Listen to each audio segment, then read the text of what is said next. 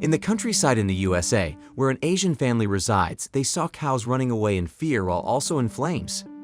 It seems as if they were frightened by an alien ship invading Earth and stealing living things. As people live on with their daily lives, James Dale, President of the United States, addresses the American people after a flying saucer from Mars visits Earth. Little did they know hundreds of flying saucers were waiting to invade and experiment on human beings. The Martians visit Earth to bring chaos and destruction to the planet so they can experiment with making hybrid humans. What do you think the humans used to defeat them? Did the humans win the unexpected war? Let's find out in the movie. In the White House, the president, military generals, press secretary, and Professor Donald are arguing about what to do about the extraterrestrial sightings. It is unclear what the Martians want, so the professor and the press secretary want to welcome them and work together with the universe. However, General Decker is against it and wants to scare the Martians away. But the president didn't like the idea and supported the secretary and the professor. But this will turn out to be different than what they expected. President James Dale interrupted the people's television to warn the jury of their plans for the extraterrestrial. All the people in the United States of America who are watching their televisions are immensely tense about the out-of-the-world news. Except for the president's daughter Taffy and an Art Landowner who doesn't really care that much. The day after the president announces such breakthrough news, the Martian leader abruptly interrupts the talk show host Nathalie Lake and her boyfriend, news writer Jason Stone, during their attempt to capitalize on the emerging story by interviewing President Dale's scientific advisor, Professor Donald Kessler. This shocked many people, including the president and Richie. After the Martian interrupted everybody's shows, Professor Donald Kessler asked his fellow scientists, military generals, the Secretary of President Jerry Ross, and the president. They are discussing the Martian's anatomy and its potential threat to humanity. Professor Donald shared that the Martians are probably kind and would want to live side by side with humans and suggested that humans will welcome them gently. After the professor's discussion, he called his fellow scientist and a doctor to bring out his invention that is purposely made to translate the Martian language. The inventor asked for time to perfect the translator as it would be used once they welcomed the Martians. As the government is taking action, the people also have plans and opinions regarding the encounter of extraterrestrial life. In a small church in the countryside, the casino landowner's hippie wife, Barbara, participated in a small gathering in the church to share their stories about God. As Barbara speaks in front of the people, she confesses that she was an alcoholic and thinks God sent the Martians to save Earth because Earth is dying with its ozone layer slowly ripping and the rainforest is getting burned. Barbara was getting emotional with her speech, but a round of applause across the church uplifted her spirits again. Since the news came out that the government was soon getting the first contact with the Martians, they needed more men to fight and protect the country from any possible attack. That's why Richie's brother, Billy Glenn, volunteered in the military. They bid their goodbyes to Billy, leaving Richie to be in their care. But this family doesn't recognize Richie as their son, so it seems like Richie is a neglected child. After they bid farewell to Billy, Richie took his grandmother to the retirement home, where his grandmother spent her petting her dead cat and listening to music. Meanwhile, in the Washington, D.C., a presidential interview was conducted, with numerous journalists and news reporters gathering in a small room to ask questions about the Martians and what the government was planning to do with them. After everything went on, the Martians sent coordinates to a lab where the military and the government received the message. The Martians told them they would land in Nevada at around 8:00 a.m. Despite being early in the morning, the president and the militaries are up for discussing what to do when meeting the Martians. The president ordered them to welcome the Martians with open arms, but General Decker thought otherwise. That's why the president also sent militaries to supervise the encounter in case anything went wrong. At the time that the Martians and humans will officially meet, many people across the nation react to the arrival of the Martians as they prepare to land outside Pahrump, Nevada, including donut shop employee Richie Norris and his older brother Billy Glenn, the news reporter Jason Stone, and his girlfriend Nathalie Lake. Many people want to witness the Martian as they wait patiently in the desert place of Nevada. As the flying saucer comes into sight, everything is in place while the news reporters describe the situation to the people and the president who are watching on TV. The Martian ambassador came out with his own army of Martians. General Cassie greeted the Martians with their sign of greetings. As the scientist translated what the Martian said with his invention, the machine translated that they come in peace. People who are watching both live and TV are relieved to hear it. But a hippie in the crowd let go of the dove to celebrate the Martian and human union. But the Martians reacted brutally and shot the dove, including General Cassie, who dissipated his skin into a skeleton. The Martians started shooting at the people, and the army open-fired the Martians. People were panicking and fled away from the Martian. As the army's people were getting low, Billy Glenn saw the opportunity to grab a weapon and start attacking the Martians. Still, unfortunately, his gun wasn't assembled properly, which caused his life. Billy's parents saw the incident on TV and can't believe their son died for the country.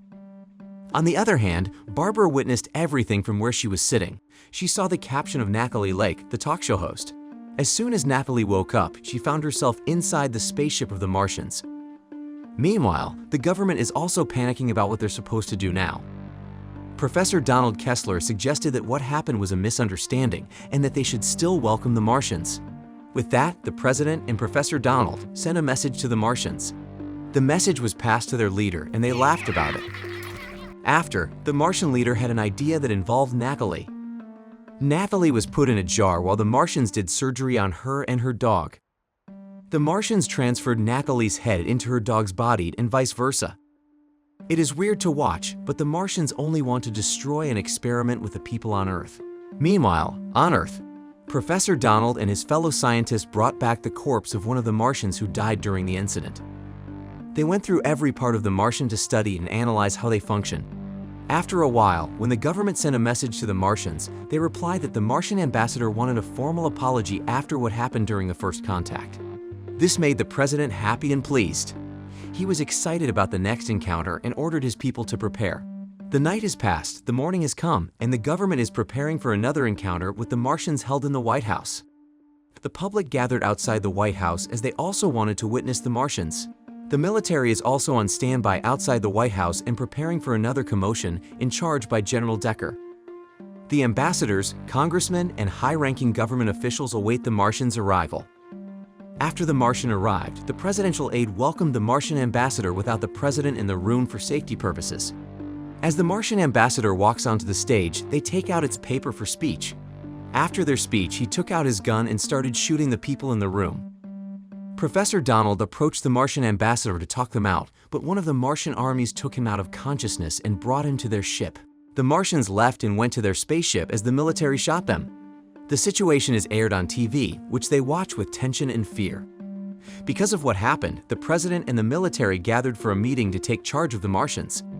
General Decker is pleased to know that the president is now on his side to attack the Martians, assuming that the best way possible is to nuke the Martians. But President James didn't want to take it that far and yelled at General Decker. President doesn't want a war between the Martians, but he wants to militarize and send out cops in every corner of the USA to ensure the safety of every people. After the meeting, the president announced that there would be a potential attack against the Martian, but assured them that the people would be protected. Meanwhile, in the Martian spaceship, the body and head of Professor Donald have been scattered with metals and technologies hanging. Professor Donald and Nathalie met again in a very peculiar body. After that, the Martians went on their mission to ambush and kill the president inside the White House. The Martians used Nathalie's body as a disguise to get inside the White House. But before the disguised Martian woman can go inside, a limousine stops in front of her, revealing the press secretary, Jerry Ross.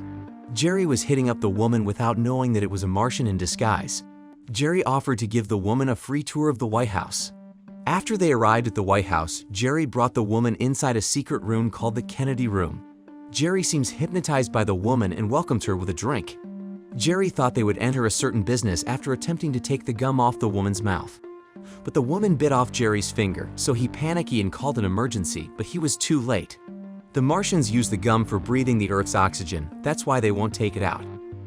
The woman knocks out Jerry unconscious and proceeds to go to the president's room to assassinate him. The woman took off its masked head, revealing a Martian inside. Before the Martian can shoot the president, their dog notices and barks, which wakes the president and fights back the Martian. The alarm goes off, and the president's bodyguard hastily goes to the president's room. The bodyguards were ready to shoot the Martian, but it took the president hostage and was ready to run off with the president. But a bird's chirp distracted the Martian, giving a clear shot for the bodyguard and successfully eliminating the Martian. The Martian ambassador was furious after watching using a camera device in the Martian spy. This enraged the Martian ambassador, and they ordered its army to prepare for war. As the Martian army was preparing, days on Earth normally went without knowing that the Martians would attack soon. The government is in chaos too, while the president is heavily guarded to take him to a safe place. Sadly, the president's wife, Marcia, was crushed by a chandelier due to the wild bullets in the White House.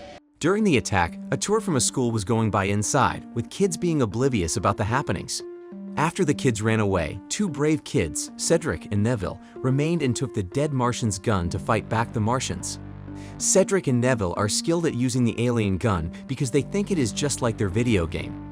Even though they were kids, they ordered the president's bodyguard to take the president out while they took cover.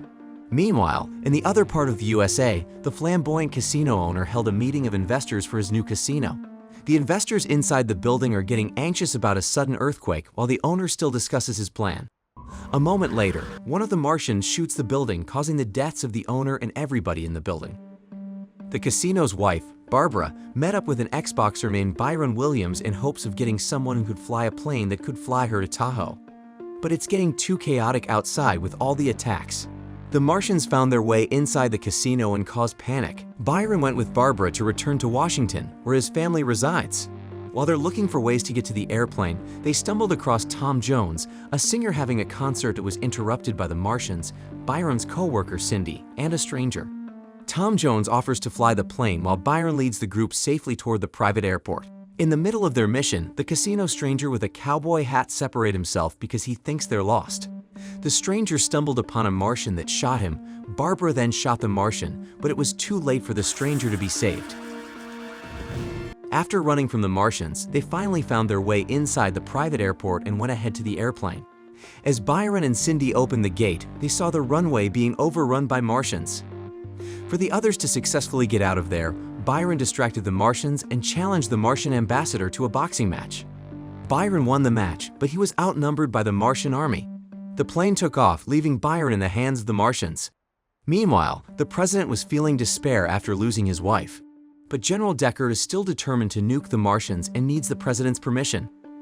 The president finally signed the paper and deployed the nuke immediately toward the Martian spaceship. But before the nuke could reach the spaceship, the Martians counterattacked by deploying their own weapon. The Martians' weapon made contact with the nuke and it made an explosion. The explosion rocked the Martian spaceship, but it was soon sucked inside its weapon. The Martians took out their weapon and laughed at the government that they failed miserably, which upset the president and General Decker. The Martians continued to destroy every part of the world, ruining every wonder of the world. After that, one of the Martian ambassadors visited the bunker where the president temporarily resides. The Martian threw an object and everybody fled, leaving the president unattended except General Decker, who remained with the president. General Decker points a gun toward the Martian ambassador and shoots them. But their suits are tough, like an armored suits. The Martian ambassador counterattacked by shrinking General Decker and killed him by stepping on him. Without anyone besides him, the president talked out the Martian ambassador with a nice, calming unity speech. The Martian ambassador shed a tear from the president's speech like they are moved. The Martian ambassador shook hands with the president as if agreeing to work together. But his hands dislocated and stabbed the president, leaving him dead. Meanwhile, Richie warned his parents that the Martians were attacking and wanted to get his grandmother. But his parents are too stubborn and are willing to fight back the Martians. Richie doesn't want to stay with them, so he drives off to the retirement home, leaving his parents behind. A few moments later, a massive Martian robot took over the trailer where Richie's parents lived. The robot smashed the trailers and followed Richie. Instead of feeling sad about the loss of his parents, he seems pleased. But it didn't last long, as the Martian robot followed him, but Richie was a witty boy, so he turned outside the street and entangled the Martian robot into the electric wires. Richie went on his way to his grandmother at full speed. The retirement home was already under attack. Old people and nurses are dying. Richie's grandmother, Florence Norris, was oblivious to the happenings in the retirement home. While listening to music, Florence was wearing headphones when a group of Martians using a big weapon saw Florence and pointed the weapon at her. But soon after, Richie came in time. Florence was surprised to see Richie accidentally disconnect the headphone jack to the speakers playing the song Indian Love Call. Music was playing loudly, which caused the Martians to scream in pain and blow off their big brains. Richie accidentally found a way to kill the Martians with ease with the help of Florence. As Richie and his grandmother traveled to the nearest radio station, they sounded off music with speakers on the back of their truck to protect themselves. Soon after, the military used the same technique. The song is played worldwide to terminate the Martians, especially the ship of the Martian ambassador. Inside the ship was Professor Donald and Napoli. Sensing that the ship might crash soon, they confessed their love and lovingly kissed each other before the ship crashed into the water. As the ending approaches, the Martians are officially defeated, living creatures leave hiding, and people are now at peace. Barbara, Cindy, and Tom Jones successfully made it to the mountains of Tahoe. They were greeted by deer and birds as a symbol that life on Earth would remain. In ruins, Taffy, the president's daughter, gave the medal to congratulate and acknowledge Florence and Richie, the proclaimed heroes of the Martian versus human war. Richie took the opportunity to thank his grandmother and encourage the people to live on and start over. Meanwhile, in Washington, D.C., Byron, who managed to escape his encounter with the Martians, approaches Luis's house to welcome his family.